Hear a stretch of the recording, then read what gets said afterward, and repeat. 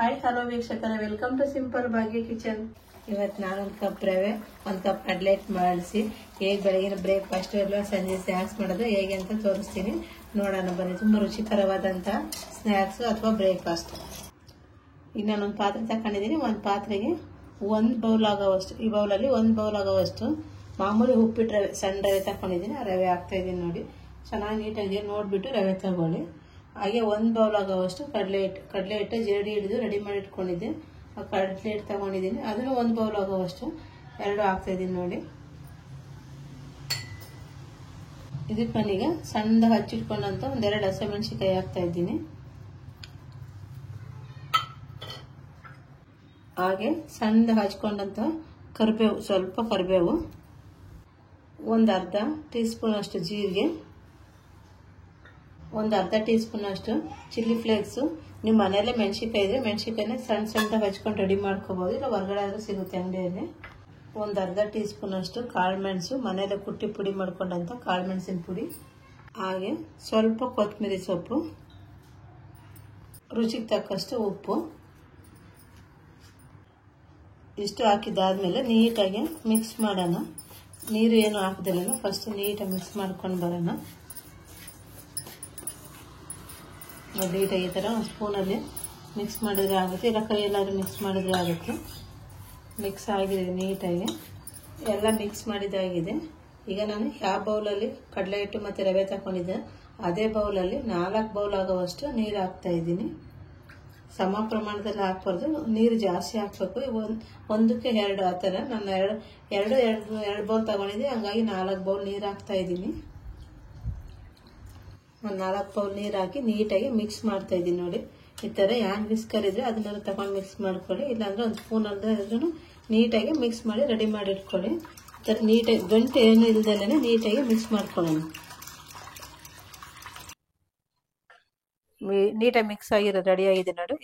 ಇಷ್ಟು ತೆಳ್ಳಗಿರ್ಬೇಕು, ಜಾಸ್ತಿ ಗಟ್ಟಿನೂ ಇರಬಾರ್ದು, ತೀರ ನೀರಾಗಿರ್ಬಾರ್ದು. ಹಂಗಾಗಿ ಸಮ ಪ್ರಮಾಣದಲ್ಲಿ ತಗೊಂಬೋದಕ್ಕಿಂತ 1 ಕಪ್ಗೆ 2 ಕಪ್ ಆಗೋವಷ್ಟು ನೀರು ತಗೋಬೇಕು. ಹಾಗೆ ನಾನು ಇವತ್ತು 2 ಕಪ್ ತಗೊಂಡಿದ್ದೀನಿ, ರವೆ ಮತ್ತು ಕಡಲೆ ಹಿಟ್ಟು ಎರಡು ಸೇರಿ ನಾನು 4 ಕಪ್ ನೀರು ಹಾಕಿದ್ದೀನಿ ನೋಡಿ. ಇಷ್ಟು ರೆಡಿಯಾಗಿದೆ. ಈಗ ಹೇಗೆ ಮಾಡೋದಂತ ನೋಡೋಣ ಬನ್ನಿ. ಸ್ಟವ್ ಮೇಲೆ ಒಂದು ಬಾಣಲಿ ಇಟ್ಟಿದ್ದೀನಿ. ನೀವು ಬಾಣಲಿ ಆದರೂ ಇಟ್ಕೊಳ್ಳಿ, ಇಲ್ಲ ತವಾದರೂ ಇಟ್ಕೊಳ್ಳಿ, ಯಾವುದಕ್ಕೆ ನೀವು ಬೇಕಾದನ್ನು ಇಟ್ಕೊಳ್ಳಿ. ನಾನು ಬಾಣಲಿ ಇಟ್ಟೆ ನೀಟಾಗಿ ತೋರಿಸ್ತಾ ಇದ್ದೀನಿ ನೋಡಿ. ಬಾಣಲಿ ಇಟ್ಟಿದ್ದೀನಿ, ಬಾಣಲಿ ಬಿಸಿಯಾಗಿದೆ. ಈಗ ನಾನು ಏನು ಮಿಕ್ಸ್ ಮಾಡ್ಕೊಂಡಿದ್ನ ಅದು ಹಾಕ್ತಾಯಿದ್ದೀನಿ ನೋಡಿ. ಎಲ್ಲ ನೀಟಾಗಿ ಹಾಕೋಣ. ಇದನ್ನೀಗ ಕಮ್ಮಿ ಉರಿಯಲ್ಲೇ ಗಟ್ಟಿ ಆಗೋವರೆಗೂ ನಾವು ತಿರುಗಿಸ್ತಾ ಇರಬೇಕು. ಕೈ ಬಿಟ್ಟರೆ ತಳ ಹಿಡಿದು ಬಿಡ್ತೈತೆ. ಹಾಗೆ ಉರಿ ಕಮ್ಮಿ ಇಟ್ಕೊಂಡು ಒಂದು 5 ರಿಂದ 6 ನಿಮಿಷದವರೆಗೂ ತಿರುಗಿಸ್ತಾ ಇದ್ರೆ ಗಟ್ಟಿ ಆಗುತ್ತೆ. ಅದರಿಂದ ಹಸಿ ವಾಸನೆ ಎಲ್ಲ ಹೋಗಿ ನೀಟಾಗಿ ಘಮ ಬರುತ್ತೆ. ಅಲ್ಲೇವರೆಗೂ ನಾವು ತಿರುಗಿಸ್ತಾ ಇರಬೇಕು. ಕಮ್ಮಿ ಉರಿಯಲ್ಲಿ ನೋಡಿ ಈ ರೀತಿ ಗಟ್ಟಿ ಆಗ್ತೈತೆ. ಇಲ್ಲೂ ಸ್ವಲ್ಪನೂ ತಳ ಹಿಡಿದರೆ ಗಟ್ಟಿ ಆಗಬೇಕು. ಉಪ್ಪಿಟ್ಟು ಥರ ಆಗಬೇಕು, ನೀಟಾಗಿ ಗಟ್ಟಿ ಆಗಬೇಕು. ಆ ಥರ ತಿರುಗಿಸ್ಕೊಳ್ತಾ ಇರೋಣ. ಇದನ್ನು ಬೇಕು ಅಲ್ಲೇವರೆಗೂ ನಾನು ನೀಟಾಗಿ ತಿರುಗಿಸ್ತೀನಿ ನೋಡಿ. ನೋಡಿ ನೀಟಾಗಿ ಗಟ್ಟಿಯಾಗಿದೆ. ಈಗ ಇದಕ್ಕೆ ನಾನು 1 ಸ್ಪೂನ್ ಅಷ್ಟು ತುಪ್ಪ ಹಾಕ್ತಾಯಿದ್ದೀನಿ.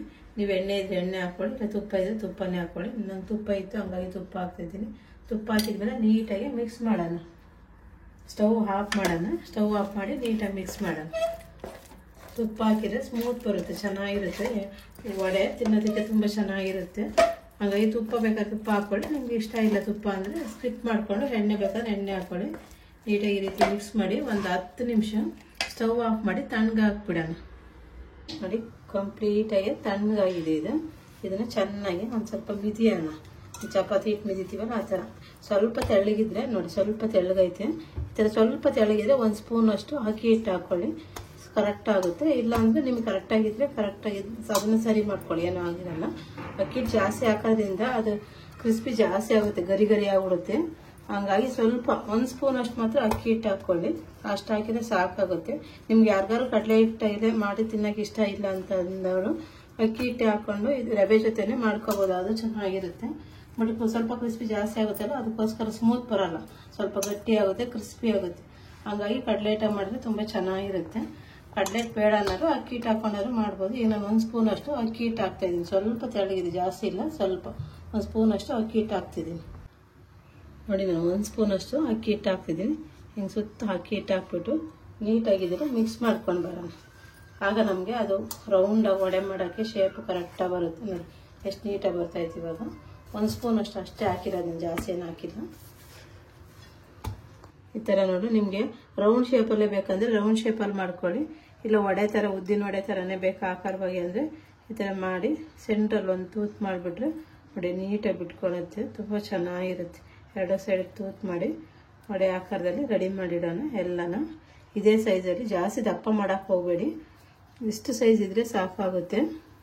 ಎಲ್ಲ ಇದೇ ರೀತಿ ಮಾಡ್ಕೊಂಡು ಬರೋಣ. ನಾನು 2-3 ತೋರಿಸ್ತಾ ಇರ್ತೀನಿ ನಿಮಗೆ.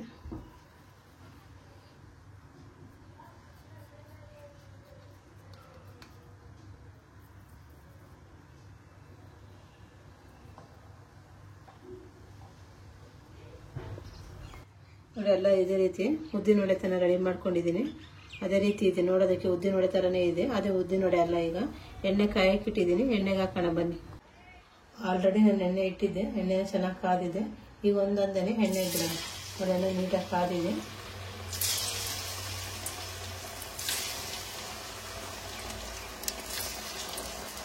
ಒಂದು 2 ನಿಮಿಷ ಹಾಗೆ ಬಿಡೋಣ.